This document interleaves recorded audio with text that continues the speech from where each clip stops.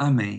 Então, mais uma oportunidade que temos de estar aqui aprendendo da palavra do Senhor. Hoje vamos falar de Romanos capítulo 13. Romanos capítulo 13, né? Vamos orar, vamos agradecer a Deus, vamos colocar esse momento diante do Senhor para que Ele possa estar a falar connosco, falar no nosso coração. E hoje é uma carta assim com conselhos muito práticos, né, para o nosso dia a dia.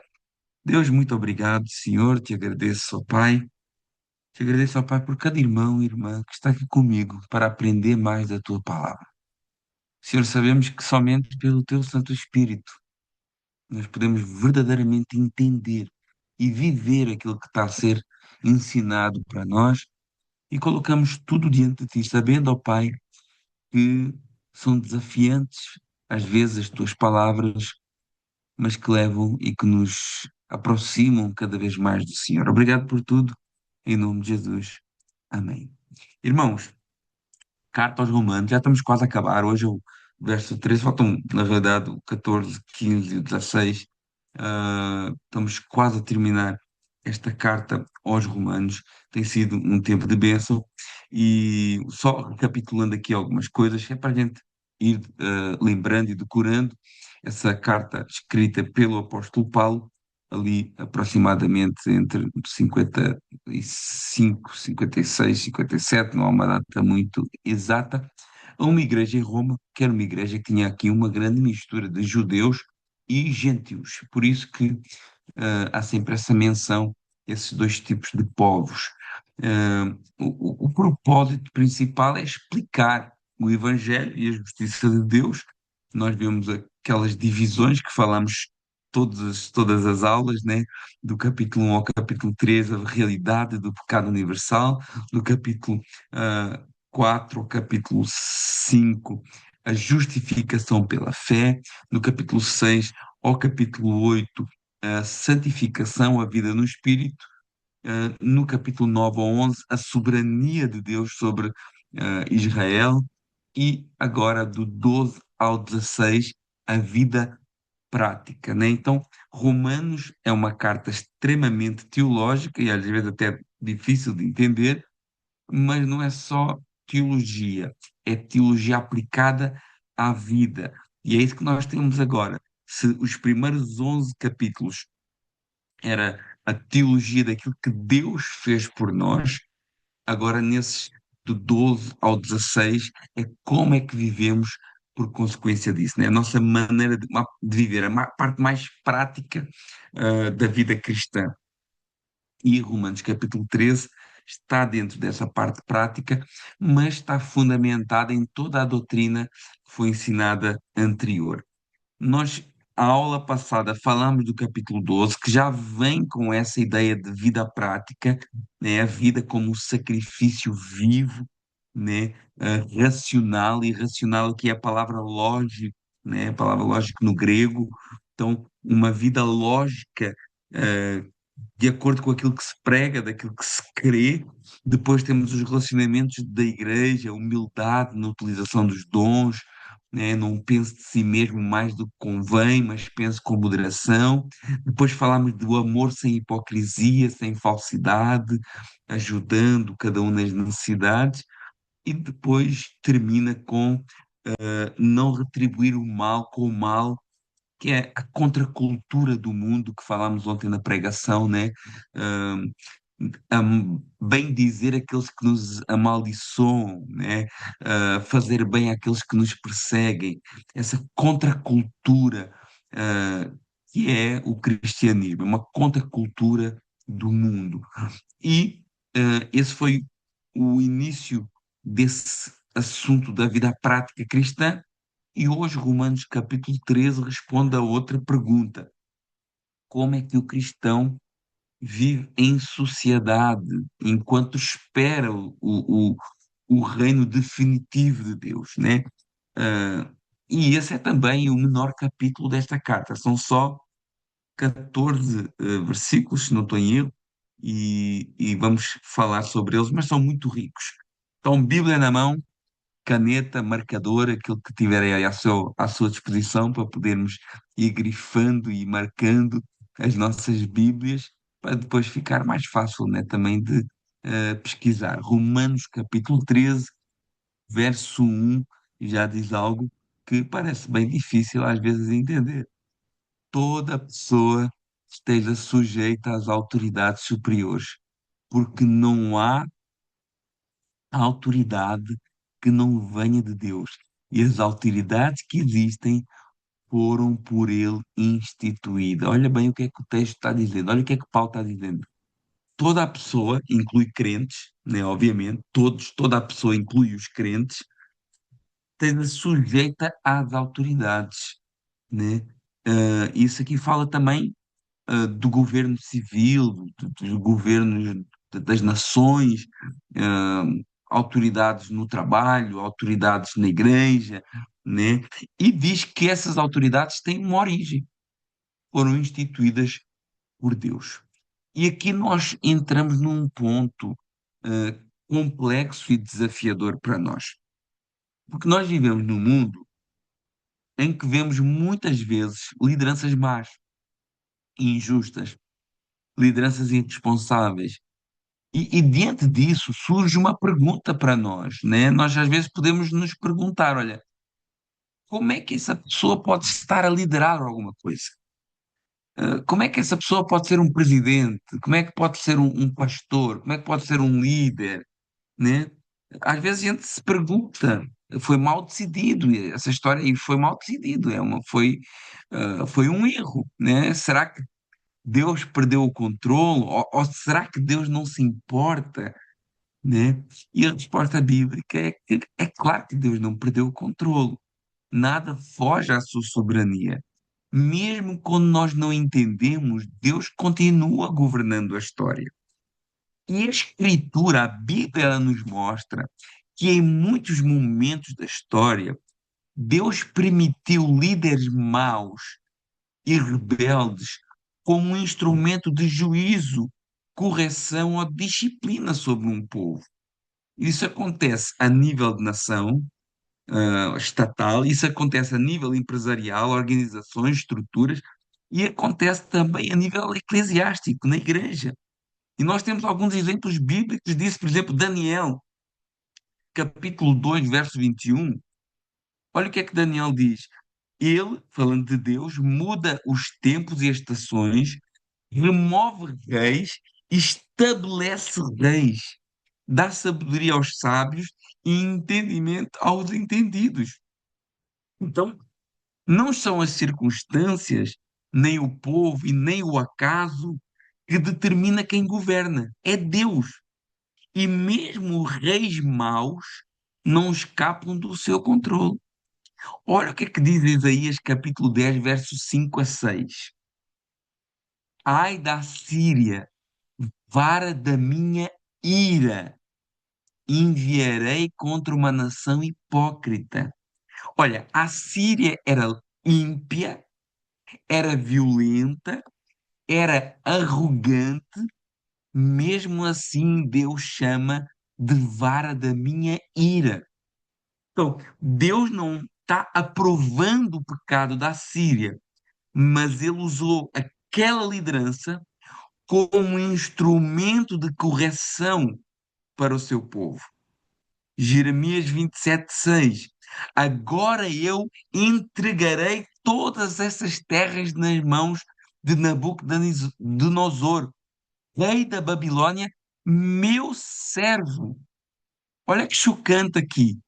Deus chama Nabucodonosor, um rei pagão, de meu servo. Isso não é a aprovação moral desse rei e daquilo que ele defendia e daquilo que a Babilônia era, mas é o uso soberano de pessoas, por vezes ímpias, para o seu propósito. E ele é tão soberano que ele usa até líderes rebeldes para cumprir os seus propósitos, seja para despertar o povo, seja para confrontar pecados ocultos ou para chamar à responsabilidade. Deus não reina apenas quando os líderes são bons. Ele reina inclusive quando os líderes falham, né? E o nosso chamado como igreja é confiar na soberania de Deus, manter fidelidade à palavra e viver em obediência sem perder o discernimento, sabendo que Deus continua no trono. E sujeição não é idolatria. E isso, quando a Bíblia diz que eu tenho que me sujeitar às minhas autoridades, aqui nesta terra, isso não é idolatria e nem uma obediência cega. Essa sujeição está sempre sujeita aos padrões da palavra de Deus. É, essa sujeição é um reconhecimento de uma ordem estabelecida por Deus. Mas Paulo não fica por aqui, ele continua aprofundando esse assunto. Verso 2, Romanos 13. De modo que aquele que se opõe à autoridade resiste à ordenação de Deus, e os que resistem trarão para si mesmo condenação. À primeira vista, a gente pode entender desse texto que o texto está dizendo assim: obedeça sempre sem questionar. Mas o texto não diz isso, né? A própria Escritura mostra que não é isso. Existe um princípio fundamental aqui, que é a hierarquia das autoridades. Toda autoridade humana é delegada, limitada e subordinada. Olha o que é que diz o Salmo 103, verso 19. O Senhor estabeleceu o seu trono nos céus e o seu reino domina sobre tudo. Então, nenhuma autoridade humana é absoluta. Isso é importante termos em atenção. Romanos capítulo 13 está falando de uma submissão normal, não absoluta. Paulo trata de um padrão normal da vida cristã na sociedade. Então, ele não está criando um mandamento que anule a consciência cristã, que anula a obediência à palavra de Deus, que anula a fidelidade a Cristo. Quando a autoridade ela entra em conflito com Deus, nós devemos nos lembrar de Atos 5, verso 29. O que é que diz Pedro? Antes importa obedecer a Deus do que aos homens. Aqui está o limite claro da submissão. Quando a nossa autoridade nos manda pecar, obviamente eu não posso obedecer. Quando ela proíbe o que Deus ordena, obviamente eu não posso obedecer. Quando ela ordena aquilo que Deus proíbe, obviamente eu não posso obedecer. A obediência a Deus sempre prevalece.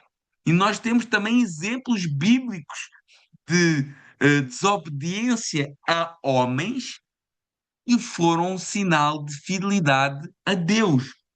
Por exemplo, Êxodo capítulo 1, verso 17. As parteiras, as parteiras temeram a Deus e não fizeram como o rei do Egito tinha dito. O rei do Egito tinha dito: olha, matem as crianças. E elas desobedeceram ao faraó, elas foram tementes a Deus, obedeceram a Deus e foram aprovadas por Deus. Por exemplo, Daniel e seus amigos. Capítulo 3, não se encurvaram diante da estátua. Capítulo 6, Daniel continuou orando mesmo sendo proibido. Eles não foram rebeldes políticos, eles foram fiéis àquilo que era a vontade de Deus, ainda que isso significasse desobedecer a uma lei. Então nós vemos que essa obediência aqui de Romanos capítulo 13, verso 1 e verso 2, e a do verso 2 que parece que traz aqui uma condenação, é uma obediência que tem que estar sujeita à palavra de Deus. Olhar para as autoridades, mesmo aquelas autoridades que são infiéis a Deus, com respeito, com ordem, orando por elas, cumprindo as leis que não ferem a Deus, né? Mas sempre que houver conflito direto com Deus, nós somos obrigados a desobedecer, né? Porque temos a nossa consciência da palavra de Deus. Essa desobediência deve ser pacífica, deve ser fiel a Deus e deve estar disposta a sofrer consequências.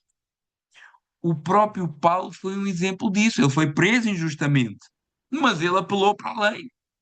Ele denunciou os abusos. Submissão às autoridades não é passividade, mas é um respeito à ordem que foi instituída pelo próprio Deus, mas tendo a palavra de Deus como autoridade final. A submissão cristã, ela é verdade, ela é real, ela é um mandamento, mas dentro dos limites da palavra de Deus. E por vezes desobedecer ao homem pode ser estar a obedecer a Deus. E Paulo, quando escreve essa carta aos Romanos, escreve isso sobre um império romano que não era um governo justo. Mas ele dizia: olha, não desprezem os vossos líderes, mesmo que eles sejam injustos. Verso 13. Porque os magistrados, ou seja, aqueles que estão em superioridade, aqueles que estão em eminência, não são para temor quando se faz o bem, e sim quando se faz o mal. Queres tu não temer a autoridade? Faz o bem e terás louvor dela. Então, vamos ver para que é que existe o Estado, para que é que existem esses líderes? A princípio, né? A princípio. Obviamente que existem líderes injustos, infiéis, que devem ser respeitados também, e obedecidos dentro dos limites da palavra, como já fazemos. Mas, de um modo geral, para que é que existe o Estado? Para conter o mal, para organizar um país, né? Para que é que existem as leis, civis? Para impedir injustiças, para impedir roubo, para impedir crimes, para impedir abusos. De um modo geral, é assim que funciona em todos os governos, né? Quem anda segundo as leis, de um modo geral, são para proteger o povo, não deve temer nada.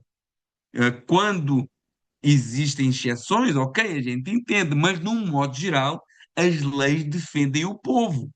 Então não há que temer as autoridades. É isso que Paulo está falando. Paulo está falando de um modo geral, né? Entendendo que existem governos corruptos, mas que mesmo esses governos corruptos, por exemplo, existem países onde existem governos corruptos, mas a pessoa só deve temer se roubar, se fizer alguma coisa contra a lei.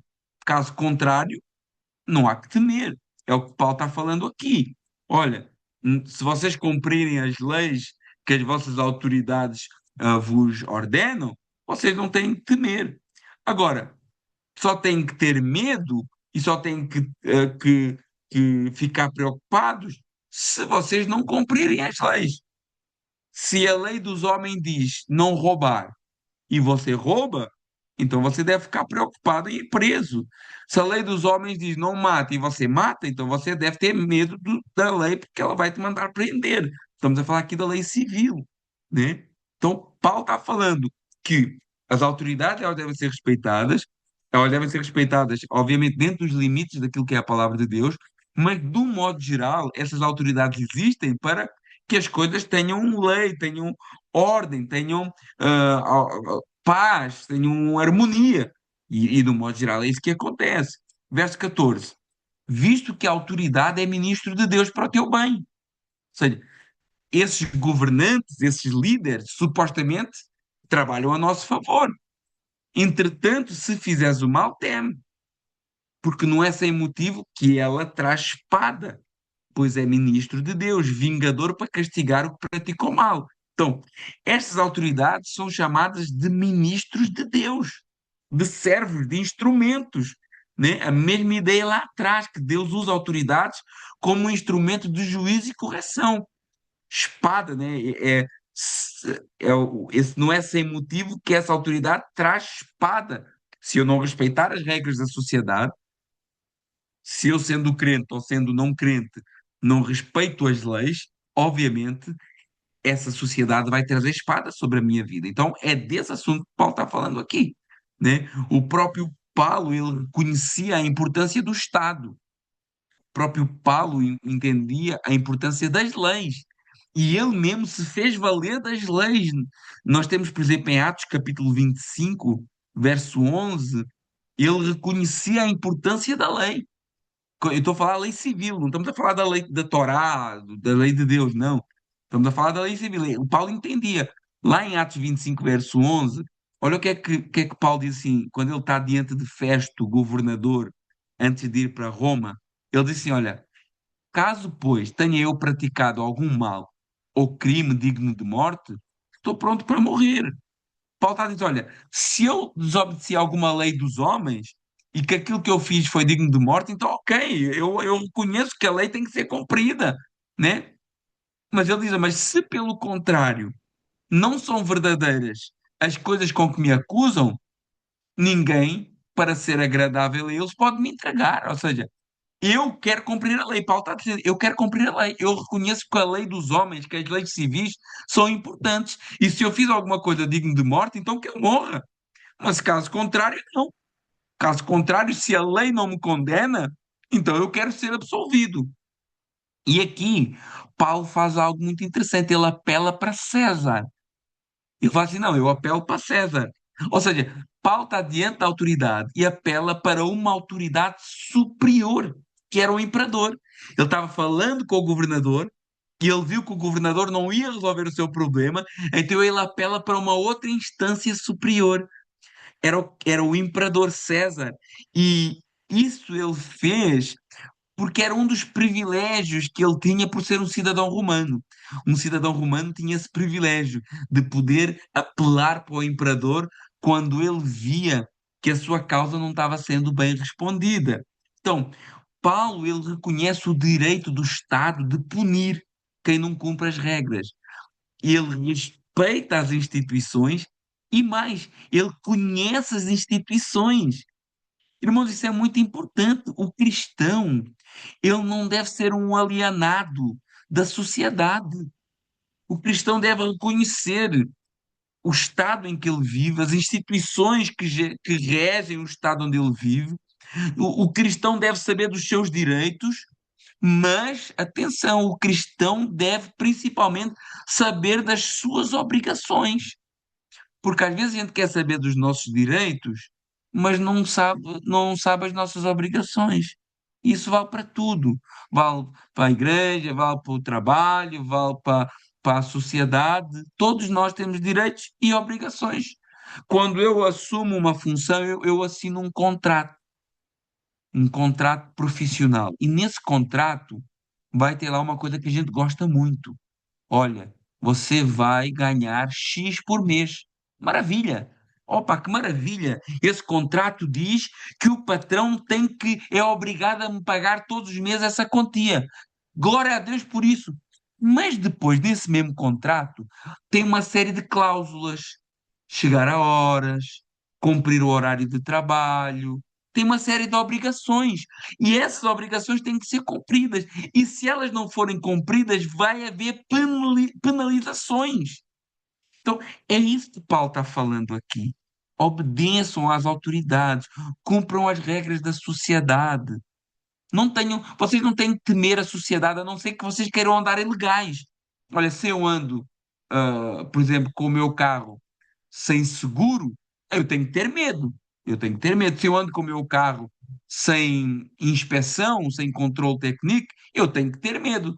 Agora, se não é o caso, a polícia pode me parar à vontade, eu não temo.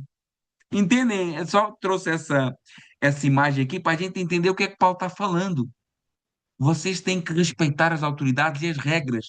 E isso é em todas as áreas, quer seja na sociedade, quer seja na igreja, quer seja no trabalho. A Bíblia, ela legitima a existência da justiça civil e de um Estado organizado, né? Olha o verso 5.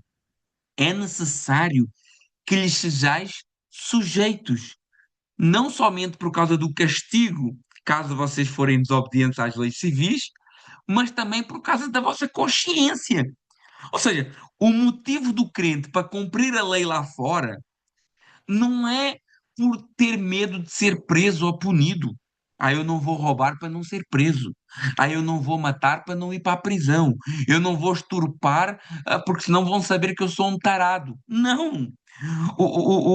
O castigo dos homens e da lei civil não é o que me impede de fazer essas coisas. O que me impede de fazer essas coisas é o facto de eu ter uma mente, uma consciência moldada pela palavra de Deus. Né? Eu não preciso que a lei dos homens me diga que eu não posso matar. Eu não preciso que a lei me diga que eu não posso roubar, porque isso já está escrito no meu coração pelo Espírito Santo. A minha mente já está moldada pela verdade de Deus.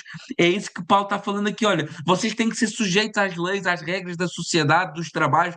Vocês têm, mas não é só pelo castigo que vocês podem ter se não cumprirem essas leis, mas é porque a vossa consciência já é uma consciência transformada. Já é uma consciência moldada pelos padrões da palavra. E olha o que é que diz o verso 6: por esse motivo vocês pagam tributos, porque são ministros de Deus, atendendo constantemente a este serviço. Tributo aqui é o imposto. E como vemos, não é uma coisa opcional também, né? Eh, Se é lei, tem que ser pago. E o crente deve ter as suas contas em dia. O crente tem que ter as suas contas em dia. O próprio Jesus confirmou isso. E é muito curioso que Jesus confirmou isso e Jesus fez questão de falar disso. Por quê? Os judeus, eles esperavam um Messias que fosse um revolucionário, né?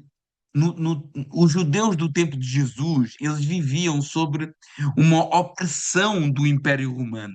Eles eram vassalos de uma outra nação, né? Eles não eram 100% livres, né? Eles estavam dominados por uma outra nação, que era Roma.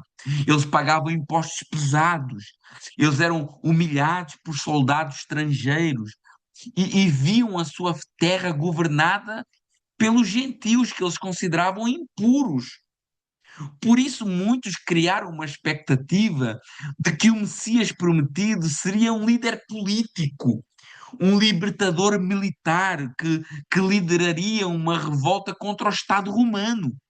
Eles esperavam um Messias assim como Moisés, que livrou o povo da tirania dos egípcios, como Davi, que livrou o povo dos filisteus, eh, com uma espada na mão, né? Não como um servo sofredor. Eles chegaram, inclusive, a colocar Jesus à prova nesse sentido. Eles chegam perto de Jesus e dizem assim: olha, parece-te certo. Jesus, isto está lá em Mateus 22, versos 17 a 21. Jesus, parece-te certo? Tu achas que é lícito pagar tributo a César, pagar imposto a César, que nos oprime, que nos deixa aqui ah, como vassalos deles? Tu achas que isso é justo, Jesus? Isso parecia uma pergunta muito inocente, né? Ah, dá-me lá a tua opinião. Achas que isso é justo? Mas isso era uma armadilha para Jesus. Se Jesus dissesse não, ele seria acusado de rebelião contra Roma. E se Jesus dissesse sim, ele perderia o apoio popular. As pessoas ficariam contra ele. E a resposta de Jesus muda completamente o foco. Ele diz assim: olha, mostra-me lá a moeda aí do tributo. De quem é a cara que está aí nessa moeda? É de César? Então, olha, se é de César, dai a César o que é de César e a Deus o que é de Deus. O que é que Jesus está ensinando? Que ele não veio liderar uma revolta política. O reino de Deus não avança pela força das armas, das revoluções. As autoridades civis e a autoridade divina não são a mesma coisa, embora a civil esteja sujeita à divina. César pode ter o imposto, as moedas, o poder político, mas só Deus tem o coração e a consciência e a adoração das pessoas. E Deus tem tudo debaixo do seu domínio, mas não podemos esquecer das palavras de Jesus: o meu reino não é deste mundo. E uma expectativa errada dos judeus e de alguns cristãos ainda hoje também é que eles esperam que Jesus derrubasse o governo romano, que derrube governos humanos, que expulsasse os cobradores de impostos e restaurasse Israel como uma potência política. Mas Jesus frustrou as expectativas deles. Ele não derrubou o Estado, ele confrontou o coração religioso corrompido. Os judeus esperavam que Jesus derrubasse as mesas dos cobradores de impostos, mas as únicas mesas que Jesus derrubou foram aquelas das pessoas que enriqueciam à custa da religião. Foi as únicas mesas que ele derrubou. Jesus não atacou Roma, Jesus não atacou o Estado. Ele atacou o sistema religioso para o purificar. O reino de Deus não se estabelece por revoluções políticas. Jesus não veio mudar sistemas, veio mudar corações. O maior perigo não é um Estado opressor, é uma religião que usa Deus para benefício próprio. E Deus quer governar dentro de nós. E se for necessário, Ele vai levantar reis e líderes e sistemas opressores para que nós nos voltemos para Ele. Jesus não veio para ser um líder de revolta, um ativista político, um reformador estatal. Ele veio para ser o Salvador. Ele veio para reconciliar o homem com Deus. E por isso que nós continuamos pagando impostos, respeitando as autoridades civis, mas nunca vamos entregar a César aquilo que pertence somente a Deus, que é a nossa fidelidade, a nossa adoração incondicional. E por isso que Paulo está deixando bem claro: olha, o cristão não é um alienado, cristão não é um revolucionário. O cristão vive em sociedade, cumprindo as regras da sociedade. É isso que Paulo está falando aqui, porque estamos na parte prática da carta. Romanos capítulo 13, verso 7. Pagai a todos os que lhe é devido. Pagai a tudo que você deve, tem que pagar, meu irmão. Não tem esse negócio de que ai, eu vou meter nesse negócio pela fé e depois Deus dá. Não! Faça contas. Seja organizado. Não dê passos maior que a perna. Pagai a todos o que é devido. A quem tributo, tributo. A quem imposto, imposto. A quem respeito, respeito. A quem honra, honra. As obrigações civis fazem parte da fé também. Irmãos, isso é muito importante, irmãos. O cristão, ele deve ser um exemplo em todas as áreas, principalmente na área financeira, porque a própria Bíblia trata do dinheiro como um assunto espiritual. Eu não sei se os irmãos já pararam para pensar como Jesus fala mais de dinheiro do que qualquer outro assunto. Por quê? Porque o dinheiro mexe muito conosco e ele não está preocupado com dinheiro e eu também não estou. Mas quando se fala em dinheiro, mexe em algo que nos move, algo que é chamado na palavra de Deus também, né? E olha o que é que Jesus diz lá em Lucas 16:11. Olha, se vocês não forem fiéis nas riquezas deste mundo injustas, quem que vos vai confiar as verdadeiras? Então Jesus liga a administração financeira com a confiabilidade espiritual. Quem é fiel no pouco, que é visível, ele colocará no muito espiritual. É o Jesus que fala isso, não sou eu, né? Jesus liga a nossa administração e a nossa fidelidade em termos financeiros, a nossa organização em termos financeiros, a algo espiritual. E quem não é fiel no pouco, que é visível, dificilmente será no muito, que é invisível. A má gestão financeira, a má gestão financeira compromete o testemunho cristão. Irmãos, não me levem a mal, eu não estou falando isso aqui para induzir ninguém a dar dinheiro para a igreja. O foco não é isso, mas para que todos tenham um bom testemunho como cristão.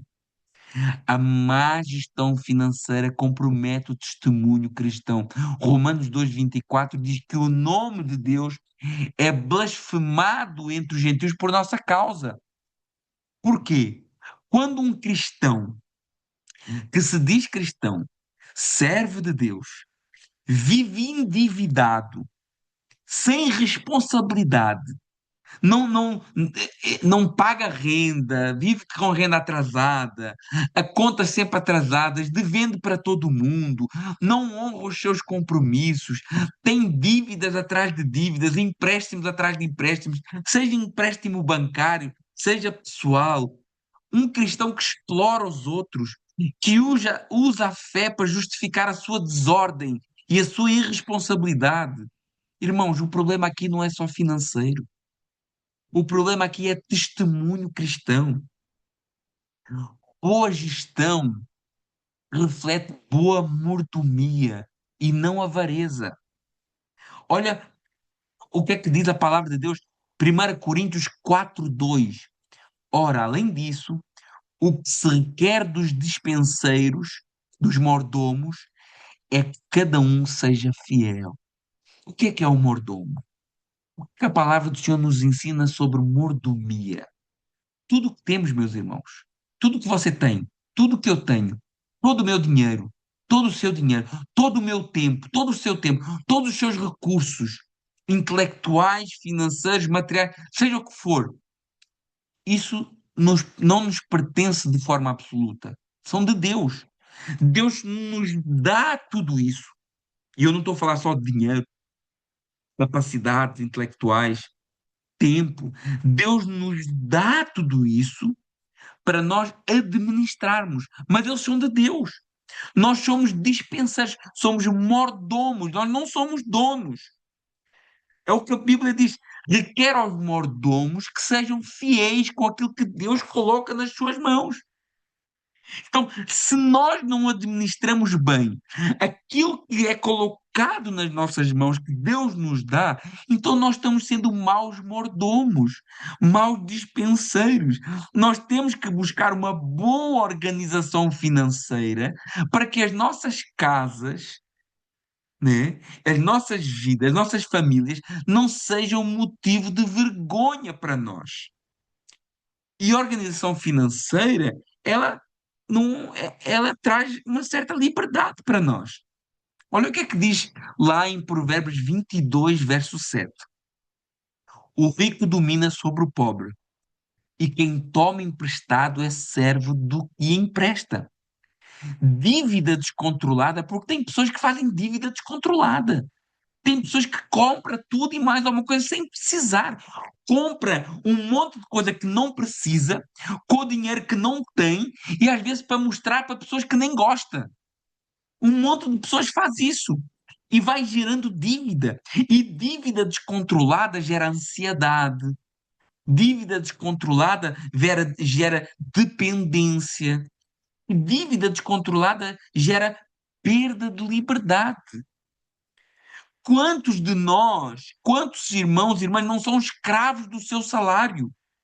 Ai, porque se eu ganhar um pouquinho menos, não consigo. Porque a gente vai fazendo um padrão de vida que depois andamos sempre com a corda ao pescoço, irmãos. Não pode ser. O cristão tem que ter equilíbrio, tem que ser organizado, disciplinado financeiramente. E você não pode ser escravo do seu dinheiro, você não pode trabalhar para o seu dinheiro, você tem que colocar o seu dinheiro servindo você e não o contrário. O cristão, ele é chamado para ser generoso também. Porém, a generosidade só é possível com boa gestão. Quem não se organiza não consegue ajudar, não consegue contribuir, não consegue sustentar a obra. E a generosidade, ela não nasce do improviso, mas de uma disciplina financeira. E infelizmente existem pessoas hoje que, se faltar ao trabalho uma semana por motivo de doença e não receber aquele dinheiro, já não consegue pagar as contas no final do mês, porque não consegue ter um mínimo de pé de meia para ter um mínimo de conforto financeiro. É muito importante isso, meus irmãos. Gestão financeira e poupança não é falta de fé. Só que, infelizmente, existe pouca disciplina financeira no meio cristão. Nós achamos que vamos lá, damos o dízimo e pronto, e depois podemos viver de qualquer jeito. Não, isso é importante. Eu acredito, eu pessoalmente acredito, eu não quero induzir ninguém a isso, mas eu pessoalmente acredito que é importante, porque é uma questão de fidelidade a Deus, como dispenseiros que nós somos. E Deus não deixa faltar aquele que é fiel. Não deixa, eu desafio qualquer um que seja dizimista a dizer se deixou faltar ou não. Não deixa, sempre pode ter momentos mais de aperto, mas sempre vem um escape. Agora, gestão financeira, ela não é falta de fé, ela é um princípio bíblico. Olha o que é que diz Provérbios, capítulo 6, versos 6 e 8. A formiga planeja, armazena e se organiza. e ela nunca é acusada de incredulidade. É é um, a palavra de Deus nos dá o exemplo da formiga para nós. E todos vocês conhecem a história da formiga e da cigarra, né? A formiguinha que está ali trabalhando, né, para ter o seu sustento, e a cigarra que está na boa vida, e depois, quando vem o dia mau, os imprevistos, o carro que quebra, o problema de saúde, alguma coisa que é preciso comprar. Ai, Jesus, porquê? Porque não se organiza. Porque gasta onde não precisa e depois, quando precisa, não tem para gastar. Então, meus irmãos, planejar a nossa vida financeira não é duvidar de Deus. Planejar é honrar a Deus. É honrar a Deus. Boa gestão financeira glorifica a Deus, fortalece o testemunho cristão, protege a família e o lar, sustenta a igreja e evita vergonha. O problema não é ter dinheiro, o problema é o dinheiro nos ter a nós. E às vezes o dinheiro está mandando em muita gente, que a pessoa não consegue dizer eu não preciso, eu não vou comprar, porque existem outras coisas mais importantes para mim. Este mês eu tenho um plafond, eu vou gastar 200 e vou guardar outros 200. E eu vou ser fiel a isso. E eu vou gerir aquele dinheiro, não vou fazer nada supérfluo para que no mês em que eu não consiga trabalhar por alguma razão, eu tenho algum que vai me ajudar. Essa é que é o grande desafio hoje, é a disciplina financeira. Não existe. Existe pouca cultura de poupança. Em Portugal é um problema grave e no Brasil também. Existe uma pouca cultura de poupança. Mas poupar não é falta de fé. Poupar é disciplina financeira para podermos estar preparados para um imprevisto e também para ajudar quem precisa. A forma, olha, é essa verdade. A forma como nós administramos o dinheiro fala tanto da nossa fé quanto a forma como oramos. E por isso não são palavras só minhas. Por isso que Jesus falou tanto de dinheiro, porque Jesus não queria que o dinheiro dominasse a vida de ninguém, mas que nós pudéssemos dominar aquilo e organizar e gerir aquilo que Deus coloca nas nossas mãos. Cristão paga as suas dívidas, cristão paga os seus impostos, mas não só. Ele honra os seus compromissos, não só financeiros, mas honra também aqui respeito a quem de respeito e honra a quem merece honra. E tudo isso junto são atitudes espirituais. E cada cristão deve trabalhar para que essas atitudes espirituais estejam em dia na sua casa, na sua família, nos seus negócios, pagando as suas dívidas, pagando os seus impostos, respeitando e honrando aqueles que devem ser honrados. Verso 8: a ninguém fiqueis devendo coisa alguma. Olha que advertência importante para nós. Porque Jesus disse, eu até falei ontem no culto, Jesus diz assim: olha, se emprestarem, não fiquem à espera de volta. Porque os pecadores, quando emprestam, ficam à espera de receber. Jesus não está dizendo que a pessoa não deve te pagar. Jesus não está dizendo isso. Isso não é uma liberdade para que. Jesus disse que aquele que empresta não deve ficar à espera, então eu não vou pagar o que eu pedi. Jesus não está dizendo isso.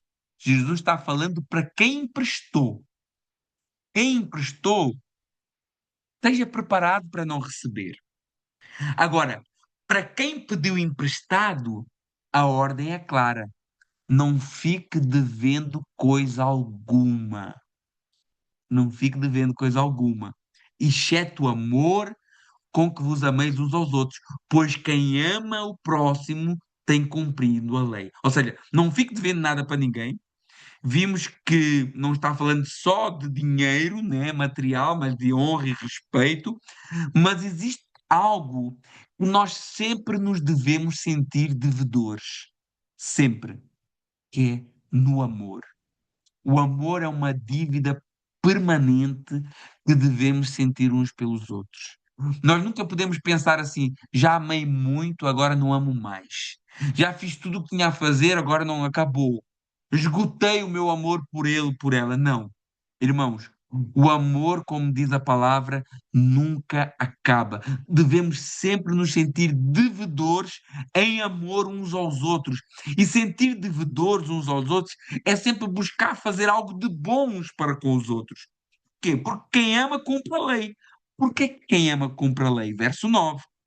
Por isso, não adulterarás, não matarás, não furtarás, não cobiçarás. Se há algum outro mandamento, tudo nessa palavra se resume.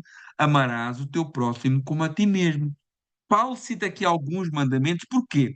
Porque se eu amo a minha esposa, eu não vou adulterar. Se eu amo um irmão, eu nunca vou matá-lo. Eu nunca vou roubá-lo. Eu nunca vou cobiçar nada dele. E então tudo se resume nesse amor ao próximo e a Deus, porque Jesus ele fala, alguém lhe pergunta quais são os mais importantes mandamentos da lei. E ele diz, olha, amarás o Senhor teu Deus com todo o teu coração, com toda a tua alma, com toda a tua força, com todo o teu entendimento, né? E semelhante a este, amarás o próximo como a ti mesmo.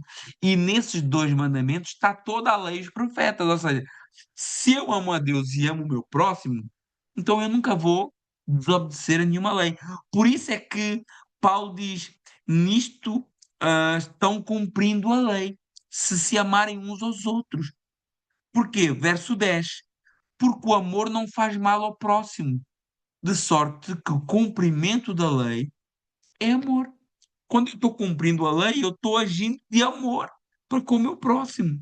O amor não é um sentimento vago, mas o amor se manifesta em ações que eu faço por alguém ou ações que eu deixo de fazer, porque se a pessoa merece se a pessoa merece um soco no olho e eu não dou, então eu estou amando aquela pessoa, né?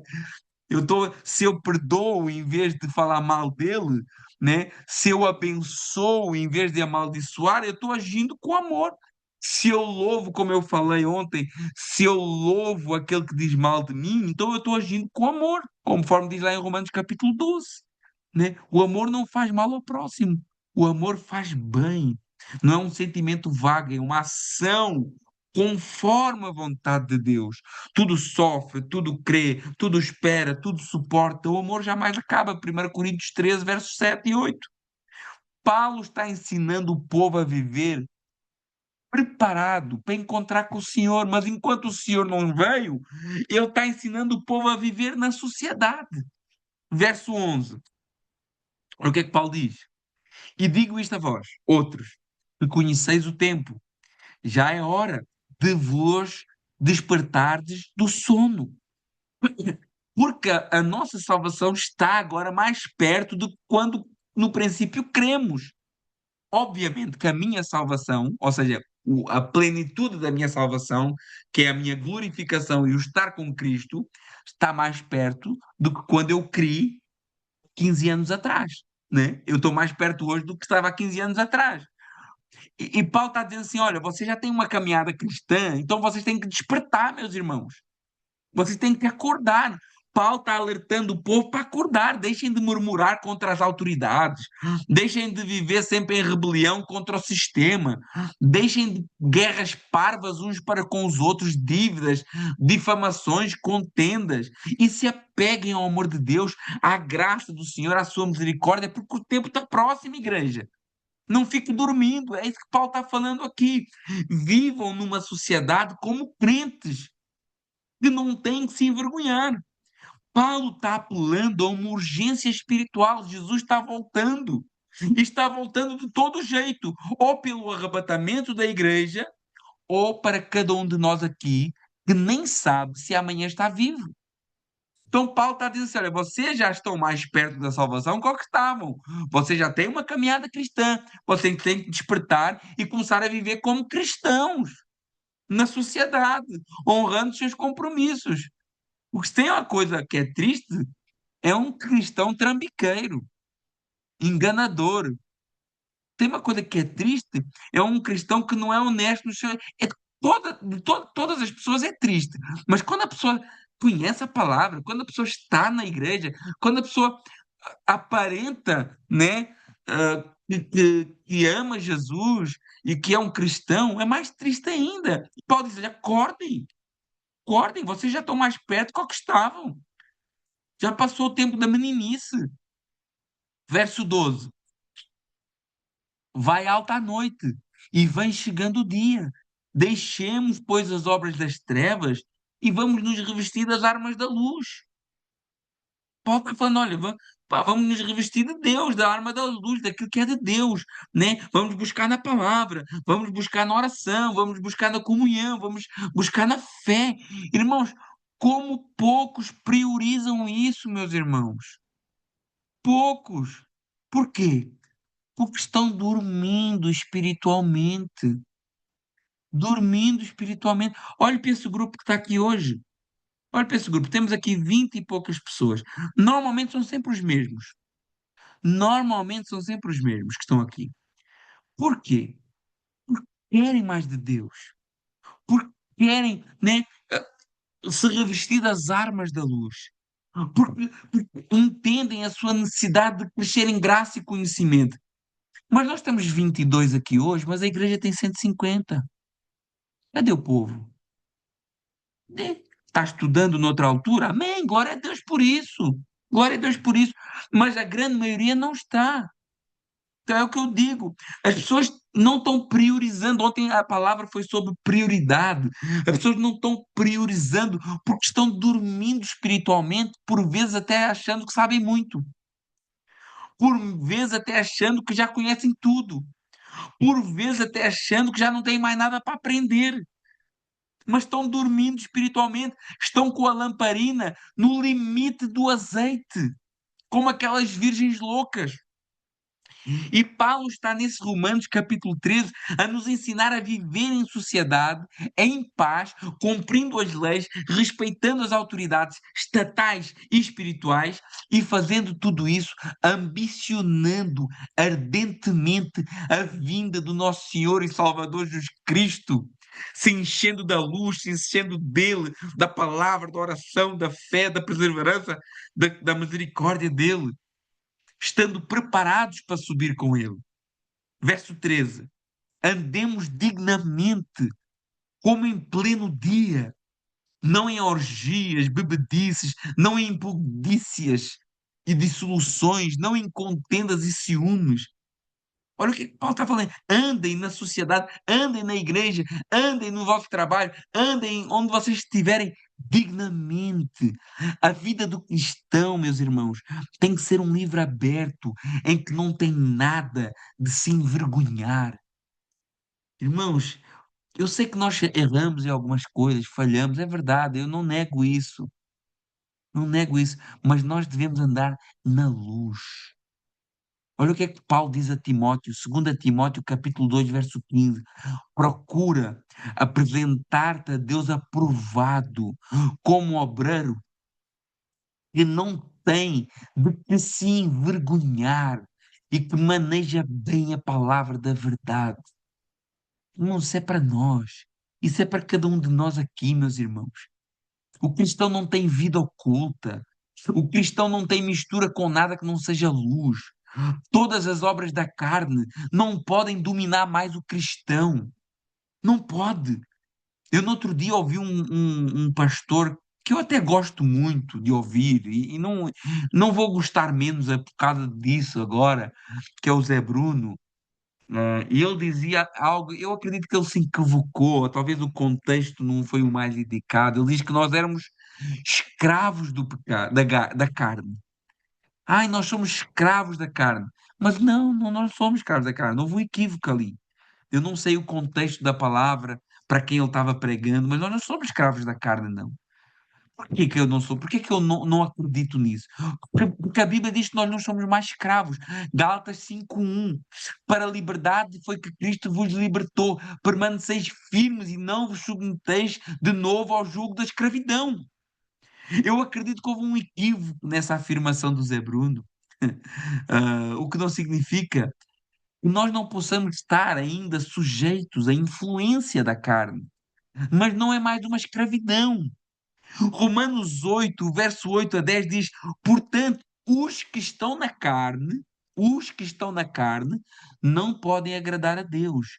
Vós, nós, cristãos, que somos obedientes à palavra, que nos entregamos a Jesus verdadeiramente, vós, porém, não estáis na carne, mas no Espírito, se de facto o Espírito de Deus habita em vós. E se alguém não tem o Espírito de Cristo, esse tal não é dele. Mas se Cristo está em vós, o corpo, a carne, na verdade, está morto por causa do pecado, mas o Espírito é vida por causa da justiça. Irmãos, o cristão não vive nas suas consciências da carne. Muitos de nós, por vezes, queremos usar a nossa carne como uma desculpa para tudo. Ah, eu pequei, né, porque a carne é fraca. Irmãos, essa desculpa, biblicamente, não pega. Não pega. Porque existe uma renúncia. Existe um conflito eterno. E Deus nos deu armas e condições para resistir. E o próprio Deus não só colocou o Espírito Santo em nós, como ele diz que com a aprovação vem também o escape. Paulo é bem claro. Olha que coisa maravilhosa. Paulo está sendo bem claro. Vivo em comunidade como um exemplo. Amo o próximo sem parar. Esteja preparado para Jesus voltar, não dormindo para a volta de Cristo. Busca as coisas da luz, rejeita as coisas das trevas. E depois ele termina com o clímax desse texto. Romanos 13, verso 14. Revesti-vos do Senhor Jesus e nada disponhais para a carne no tocante às suas concupiscências. Olha como eu não sou escravo da carne. Vivam para Jesus, revestir de Jesus e não deem nada à carne. Revestir-se de Jesus é conhecer o Senhor e não só conhecer, é ser íntimo e depois que essa intimidade e esse conhecimento se aplica à vida prática, que é o que Paulo está ensinando aqui no capítulo 12, 13, 14, 15 e 16. A vitória do pecado contra o pecado não vem de regras, mas de uma comunhão com Cristo. Não somos mais escravos da carne, somos livres para viver em Cristo e nos revestirmos dele a cada dia. E a conclusão deste capítulo é: o que é que nós aprendemos em Romanos capítulo 13? A fé verdadeira, ela impacta a nossa maneira de viver na sociedade. O amor é o centro da ética cristã. Vivemos na luz à espera da volta gloriosa de Cristo e santidade é fruto de eu me revestir de Cristo a cada dia. E quanto mais eu me revisto de Cristo, mais santo eu sou, mais separado eu sou, mais forte para vencer a minha carne eu sou. Amém? Meus irmãos, Deus abençoe. Conseguimos acabar a horas hoje, graças a Deus. E não sei se alguém tem alguma pergunta para fazer, né? Queria deixar aqui aberto aqueles que quiserem perguntar alguma coisa, fazer alguma observação, complementar, né? Mas ficou bem claro o que é que esse Romanos 13 quer nos ensinar. Quer nos ensinar que viver a vida cristã, ela impacta também a nossa maneira de viver em sociedade e não tem como separar disso. A Bíblia diz que a igreja, lá em Atos dos Apóstolos, ela caía na graça do povo. Ela não era vista como um bando de alienados, um bando de radicais, um bando de fundamentalistas, não. Ela era vista como pessoas íntegras, honestas, que cumpriam as suas responsabilidades, que tinham paz, que tinham ordem. É assim que a igreja, que o cristão deve ser visto. Amém? Meus irmãos, querem acrescentar alguma coisa, dizer alguma coisa? Caso contrário, vamos orar. Amém. Deus, muito obrigado, Senhor. Te agradeço, ó Pai, por esse estudo, por esta palavra. Te agradeço, ó Pai, por cada um que aqui está comigo, ó Pai. Que o Senhor possa abençoar a vida de cada um. Que o Senhor possa estar instruindo, que a gente possa ser capacitados para viver nessa sociedade que nós sabemos que é desafiante, ó Pai.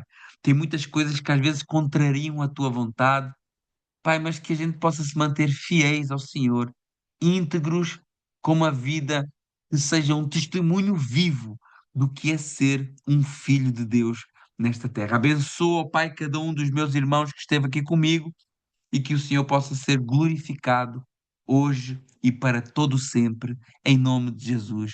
Amém. Irmãos, Deus abençoe a vida de cada um. Um grande abraço a todos vós e até uma próxima breve. Um grande abraço para todos.